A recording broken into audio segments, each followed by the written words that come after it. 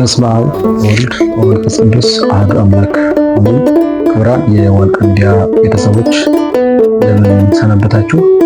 እኔን እግዚአብሔር አምላክ የተመሰገነ ይሁን። እንኳን ለሆሳዕና ሳምንት በሰላም አደረሳችሁ። እንግዲህ እግዚአብሔር መልካም ፈቃድ ለዐቢይ ጾም መጨረሻው ሳምንት ደርሰናል። ይኸውም ሆሳዕና ይባላል። ሆሳዕና ማለት ከቃሉ ትርጉም ስንነሳ ሆሳዕና ማለት መድኃኒት ማለት ነው። እንግዲህ ሆሳዕና የተባለው ማን ነው ካላችሁ በማቴዎስ ወንጌል ምዕራፍ 21 ቁጥር 1 ጀምረን ስናየው ሕፃናትም አይሩግም አይባንም ሳይቀሩ ሆሳዕና ለወልደ ዳዊት ቡሩክ ዘይመጽእ በስመ እግዚአብሔር እያሉ እንዳመሰገኑ የምናይበት ሳምንት ነው። ዛሬ እንግዲህ የምናየው ስለ ሆሳዕና ነው። ሆሳዕና ምንድን ነው? ሆሳዕና ብለን የምናከብረው የምናዘክረው ሳምንት ምን የተደረገበት ነው የሚለውን እናያለን። እስከ መጨረሻው መርሃ ግብራችን ድረስ አብራችሁን ቆዩ። አዲስ የሆናችሁ እንግዲህ ሰብስክራይብ ማድረጋችሁን አትርሱ።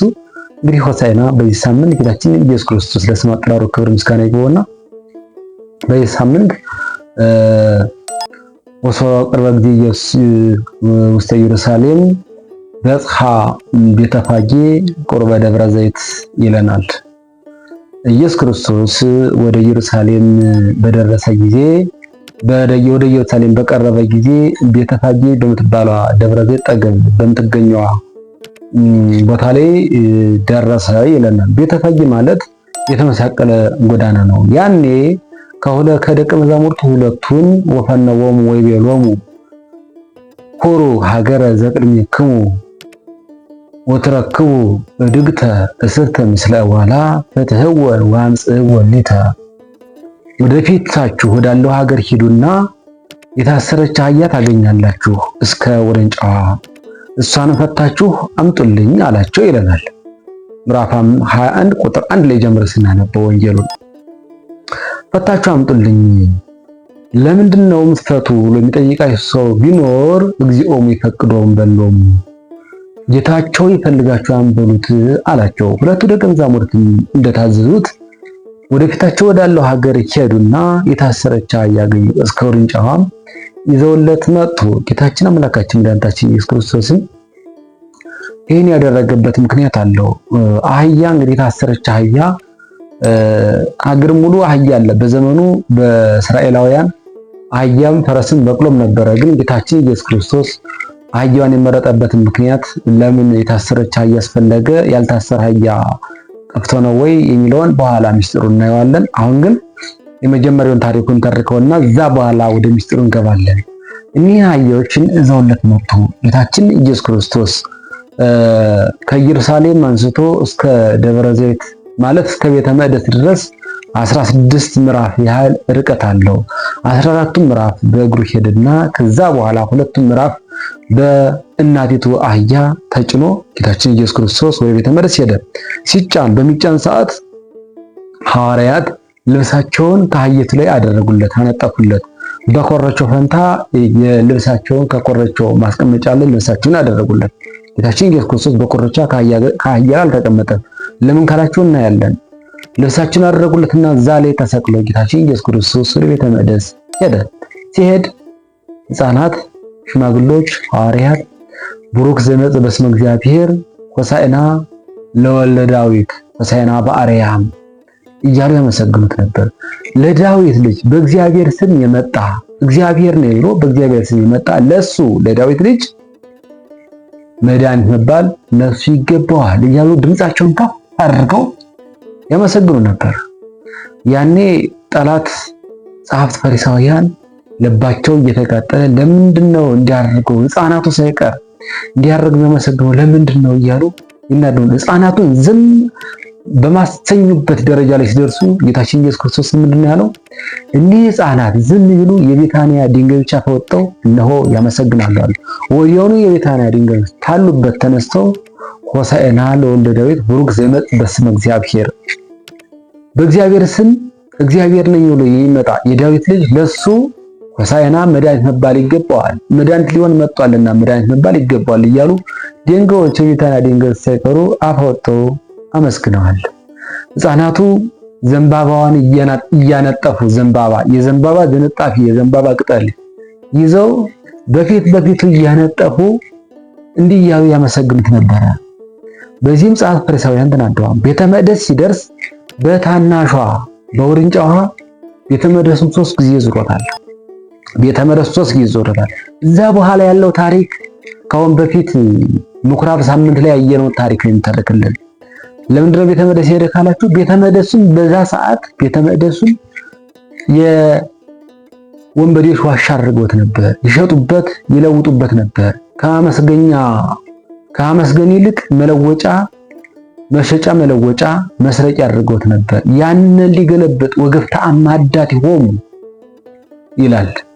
የሚሸጡበትን የሚለውጡበትን ዘረገፈባቸው፣ ደፋባቸው ይላል። በጅራፍ እየገረፈ አስወጣቸው የሚለውን ታሪክ ምኩራብ ሳምንት ላይ አይተነዋል። ያንን ባለፈው ሳምንት ሶስተኛው ማለት ቅድስ ዘወረደ ቅድስ ምኩራብ ሶስተኛው ሳምንት ላይ ጾም ላይ አይተነዋል ይህን ታሪክ። ዛሬ ግን ይህን ታሪክ አንገባበትም ስላየ ነው አሁን የምናይ እስከ ቤተ መቅደስ ድረስ ያለውን ታሪኩን ነው ሚስጥሩን። እንግዲህ ወደ ታሪኩ ወደ ሚስጥሩ ስንመጣ ጌታችን ኢየሱስ ክርስቶስ ወደ ኢየሩሳሌም ለምን ሄደ ካላችሁ ኢየሩሳሌም ላይ ብዙ ጊዜ ነቢያት ትንቢት የተናገሩ ለኢየሩሳሌም ነው። ኢየሩሳሌምን ጽዮን እያሉ ነቢያት ትንቢት ይናገሩ ነበር። ጽዮን እያሉ ወለት እያሉ ደግሞ እስራኤልን ይናገሩ ነበር። እና ይህም ደግሞ ነቢያት ጌታችን ኢየሱስ ክርስቶስ ወደ ኢየሩሳሌም መጣና ሐዋርያትን ከሐዋርያት ሁለቱን ወደፊታቸው ወዳለ ሀገር ሂዱ አላቸው። ለምንድን ነው ወደፊታቸው አለ? እዚህ ሀገር ሂዱ አላላቸውም። አሁን የሀገር ስም አልጠራም። የገሌን አህያም አምጡልኝ አላለም። ወደፊታችሁ ወዳለ ሀገር ሂዱና የታሰረች አህያ ታገኛላችሁ፣ እሷን እስከ ውርንጫዋ ይዛችሁልኝ ኑ። ተው የሚላችሁ ሰው ቢኖር አይሆን የሚላችሁ ሰው ቢኖር ጌታችሁ ይፈልጋችኋል፣ ጌታችሁ ይፈልጋችኋል በሉት። ያኔ ይተዋችኋል፣ ይሰዳችኋል፣ ይፈቅድላችኋል አላቸው። እንግዲህ ለምንድን ነው አህያ የፈለገበት ምክንያት ለምንድን ነው ካላችሁ በአህያ ወደ ቤተ መቅደስ የገባበት ምክንያት ምንድን ነው ካላችሁ ነብዩ ኢሳይያስና ነብዩ ዘካርያስ ትንቢት ተናግረዋል። ወለተ እስራኤል ነዋ ንጉሥኪ የዋህ ወጻድቅ ይመጽእ ተጽዕኖ ዲበ ደመና ዲበ እድግት ወዲበ እዋላ። አንቺ የጽዮን ልጅ ሆይ አለ ማን? ነብዩ ኢሳይያስ። ዘካርያስ ደግሞ ንጉሥኪ ይመጽእ ተጽዕኖ ዲበ እድግት ወዲበ እዋላ አለን ደግሞ ነብዩ ዘካርያስ። አሁን ነብዩ ኢሳይያስ እንደ አባት፣ ነብዩ ኢሳይያስ እንደ አባት፣ ነብዩ ዘካርያስ እንደ ልጅ ሆኖ ይህን ትንቢት የጌታን የኢየሱስ ክርስቶስን ትንቢት በአህያ ተጭኖ ወደ ቤተ መቅደስ እንደሚሄድ ይህን ትንቢት ተናግረውታል። ወለተ እስራኤል የተባለች ማናት ካላችሁ ወለተ ጽዮን የተባለች ማናት ካላችሁ ጽዮን የተባለች ኢየሩሳሌም ናት። ወለት የተባለች ደግሞ እስራኤል ናት። እንግዲህ እስራኤል ሊያድን መጥቶ ነበረ፣ ግን እስራኤል ልድን አልቻለችም። በዚህ ይህን ትንቢት ሊፈጽም ጌታችን ኢየሱስ ክርስቶስ ሂዱና ያችን የታሰረችውን አህያ አምጡልኝ አለ። ለምን የታሰረች አህያ ፈለገ ካላችሁ አህያ ማለት በዘመኑ 5500 ዘመን የሰው ልጅ በዲያብሎስ ታስሮ ይኖር ነበረ። ያንን የታሰረውን ሕዝብ ልፈታ መጥቻለሁና ሲል የታሰረችውን አህያ ፈታችሁ አምጡልኛል። የታሰረችን አህያ መፍታት የሚችል ማን ነው ካላችሁ ኢየሱስ ክርስቶስ ብቻ ነው። እዛ በፊት የነበሩት ነቢያት ብዙ ጸሎት ጸለዩ፣ ብዙ መስዋዕት ሰው፣ ግን በእነሱ ጸሎት 5500 ዘመን የታሰረውን ያንን ሕዝብ ነፃ ማውጣት መፍታት አልተቻላቸውም ነበር። ኢየሱስ ክርስቶስ ግን ፈታችሁ አምጡልኝ ብሎ አዘዛቸው። ማን ነው እንዲህ ያዘዛችሁ ቢሏቸው ጌታችሁ ይፈልጋችኋል። አንደኛ እኒህ አህዮች ጌታችሁ ያላቸው ምክንያት ፈጣሪያችሁ እሱ ነው። ሁለተኛው ደግሞ በሚስጥሩትም ይሄድ ህዝቡ ሁሉ ጌታ ነው፣ እሱ የፈጠረው ነው። ደግሞ ቃል ገብቶለታል ከእስራቱ ሊፈታው ከ5 ቀን ተኩል በኋላ መጥቶ ከእስራቱ ሊፈታው ቃል ገብቶለት ነበረ። በዚህ ምክንያት እንግዲህ ትንቢት ተነግሮ ነበረ። ያንን ትንቢት ሊፈጽም እኛን ከእስራታችን እንደፈታ ለማጠየቅ የታሰረችውን አህያ እስከ ውርንጫዋ ይዛችሁልኝ ኑ አለ። አሁን አህይቱ ታላቋ እናት አህያ የዘመነ ኦሪት ምሳሌ ናት። ታናሿ ውርንጫዋ የዘመነ ብሉይ ምሳሌ ናት። አንድም ታላቋ አህያ የእስራኤል ምሳሌ ሲሆን ማለትም ደግሞ የሕዝበ እግዚአብሔር ምሳሌ ሲሆን ታናሿ አህያ ውርንጫዋ ደግሞ የአሕዛብ ምሳሌ ናት። ታላቋ አህያ መጫን እንደለመደች ሁሉ እስራኤልን ሕግ መጠበቅ የለመዱ ናቸውና ታናሿ አህያ መጫን እንዳለመደች ሁሉ አሕዛብም ሕግ መጠበቅ አልለመዱምና። ለምን ሁለቶችን ፈለጉ ካላችሁ ጌታችን ኢየሱስ ክርስቶስ የመጣ ለሁለቶችም ነው። ቅሉ የተነገረላቸው ለእስራኤል ብቻ ቢሆንም እሱ ግን ሊያድን የመጣው ዓለምን ሁሉ ነው። በመላ ኃጢአት ስለበዛ ያንን ኃጢአት ለአንድና ለመጨረሻ ከስሩ ነቅሎ ለመጣል ለሁለቱም ለሕዝብም ለአሕዛብም ጌታችን ኢየሱስ ክርስቶስ እንደመጣ ለማጠየቅ አህያዋን እስከ ውርንጫዋ ይዛቸውልኝ ኑ አለ። ለምን በአህያ ወደ ቤተ መቅደስ መሄድ ፈለገ? የታሰረችውንስ አመጣት፣ ከስራታችን እንደፈታን ለማጠየቅ። በአህያ ግን ወደ ቤተ መቅደስ መሄድ የፈለገበት ምክንያት ለምንድን ነው ካላችሁ ደግሞ ይሄ ደግሞ ምሳሌውን ሊፈጸም ነው። ትንቢትም ተነግሯል። ትንቢት አጠፍ ሰረገላ ኤፍሬም ወአፍራሰ እምይሁዳ፣ ከኤፍሬም ሰረገላን አጠፋለሁ ከይሁዳም ፈረስና በቅሎን አጠፋለሁ ተብሎ ትንቢት ተነግሮ ነበር። ያ ትንቢት እንደደረሰ እንደተፈጸመ ለማጠየቅ ጌታችን ኢየሱስ ክርስቶስ በአህያ ተጭኖ ወደ ቤተ መቅደስ ሂዷል።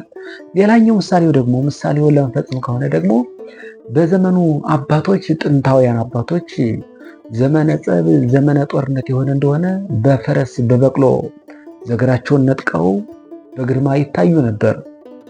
ዘመነ ሰላም የሆነ እንደሆነ ግን በአህያ ተጭነው መነሳነሳቸውን ይዘው በአተት ወረስ ይታዩ ነበር።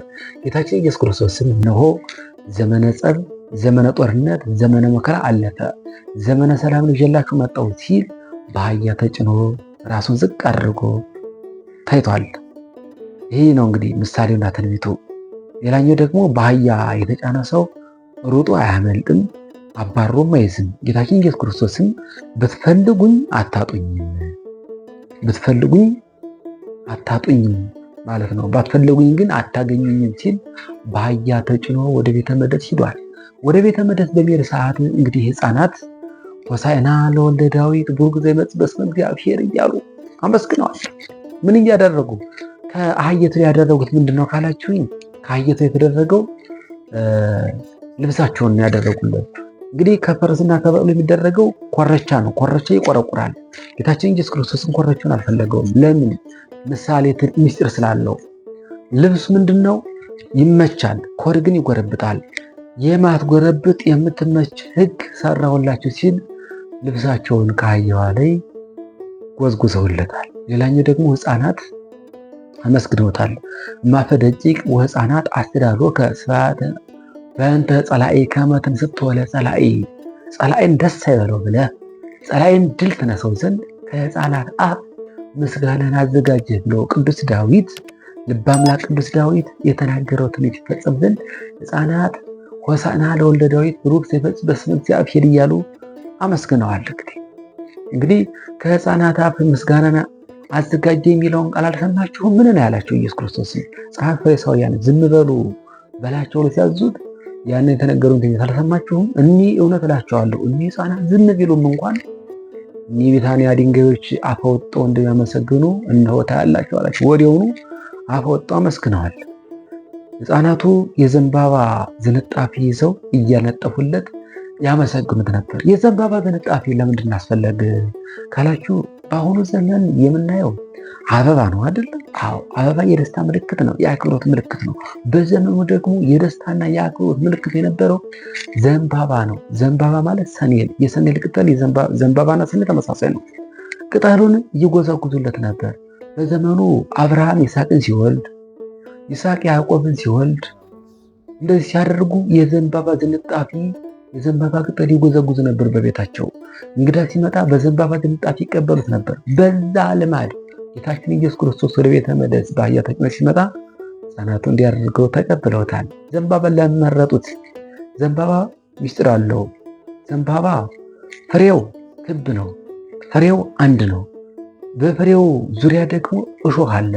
ያንን ፍሬ ለማግኘት ስንል በእሾሁን ሁሉ ታግሰን እሾሁን ሁሉ ታግሰን ታግለን ፍሬዋን ማግኘት እንችላለን።